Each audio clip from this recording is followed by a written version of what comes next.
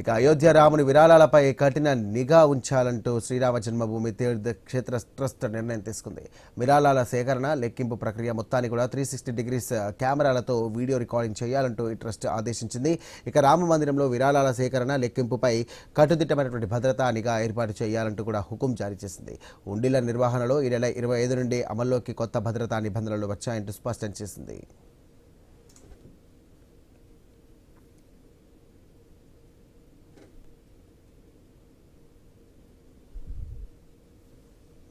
ఇక లెక్కింపు గది నుండి ఖాళీ పెట్టెలు తీసుకెళ్లడం, విరాళాలు సేకరించడం, సీల్ వేసి రవాణా చేయడం, అక్కడి వరకు కూడా అంతా కెమెరాల నిఘాలను ఉంచాలంటూ కూడా శ్రీరామ జన్మభూమి తీర్థ క్షేత్ర ట్రస్ట్ ఆదేశించింది.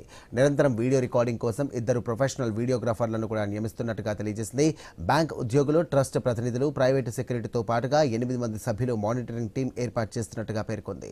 అయోధ్య ఆలయంలో 40 విరాళాల పెట్టెలను కూడా ఒకేసారి కాకుండా రోజువారీగా అధికారులు ఖాళీ చేస్తున్నారంటూ శ్రీరామ జన్మభూమి తీర్థ క్షేత్ర ట్రస్ట్ వెల్లడించింది. ఇక హుండీ పెట్టెలను లెక్కింపు గదికి చేర్చిన తర్వాత స్టేట్ బ్యాంక్ ఆఫ్ ఇండియా అధికారులు సీల్ వేస్తున్నారంటూ తెలియజేసింది. ఇక ఈ ఆలయంలో విరాళాల దొంగతనం ఆరోపణలు, సిట్ అధికారుల విచారణ నేపథ్యంలో కఠిన చర్యలు చేపట్టినట్టుగా శ్రీరామ జన్మభూమి తీర్థ క్షేత్ర ట్రస్ట్ స్పష్టం చేసింది.